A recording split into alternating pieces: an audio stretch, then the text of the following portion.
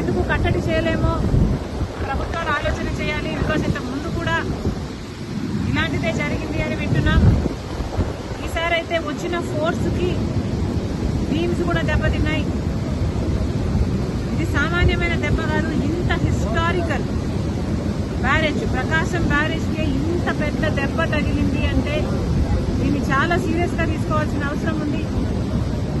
కఠినంగా శిక్షించకపోతే, పెనాల్టీ పెద్దగా లేకపోతే మళ్ళీ మళ్ళీ జరిగే అవకాశం ఉంది. కాబట్టి ఇది చాలా సీరియస్గా తీసుకోవాల్సిన అవసరం ఉంది. అంతేకాకుండా యాజ్ సూన్ యాజ్ పాసిబుల్ మరమ్మతులు కూడా చేయాల్సిన అవసరం ఉంది. గత ప్రభుత్వం, జగన్మోహన్ రెడ్డి గారి ప్రభుత్వం కనీసం ఎన్నో ప్రాజెక్టులకు కనీసం యాన్యువల్ మెయింటెనెన్స్ కూడా చేయలేదు. రాజశేఖర్ రెడ్డి గారు కట్టిన ప్రాజెక్టులకు కూడా కనీసం యాన్యువల్ మెయింటెనెన్స్ కూడా చేయకపోతే చాలా చోట్ల చూసాం మనం. గేట్లు కూడా ఊడి నదులలో తేలడం చూసాం. అలాంటి పరిస్థితులు రాకుండా ఈ ఒక్క బ్యారేజ్కే కాదు, మిగతా ప్రాజెక్టులన్నీ కూడా రాష్ట్రంలో ఎక్కడెక్కడ ఏమేమి అవసరాలు ఉన్నాయో ముఖ్యమంత్రి దృష్టి పెట్టాల్సిన అవసరం ఉంది. వాటన్నిటినీ కూడా నివారించిన అవసరం ఉంది. మరొకసారి ఇంత వరద, ఇంత ఘోర విపత్తు వస్తుందని ఎవరమూ ఊహించలేదు. కానీ రెయినీ సీజన్ అంటేనే రెయిన్స్ వచ్చే సీజన్ కాబట్టి వీలైనంత వరకు ప్రికాషనరీగా ముందుకు ముందే ప్రభుత్వాలు, అధికారులు ఆలోచన చేసి డ్యామేజ్ కంట్రోల్ మోడ్లోనే రెయినీ సీజన్ మొదలు నుంచి ఉండాలని కాంగ్రెస్ పార్టీ కోరుతుంది. ఈ బ్యారేజ్కు సంబంధించి వెంటనే చర్యలు తీసుకోవాలి. ఎవరు దీనికి అకౌంటబుల్లో, ఎవరు దీనికి రెస్పాన్సిబుల్లో వెంటనే కనుక్కోవాల్సిన అవసరం ఉంది. కఠినంగా శిక్షించాల్సిన అవసరం ఉంది. ఎందుకంటే ఇది మళ్ళీ రిపీట్ కాకూడదు కాబట్టి.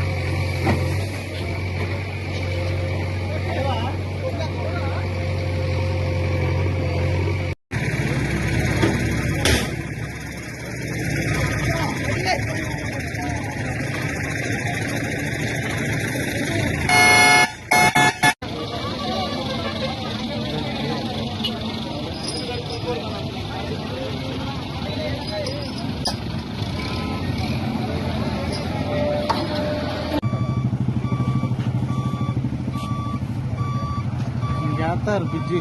ఇప్పుడుగా 2 సార్లు దెబ్బతిన్నారు హైవే వాళ్ళు.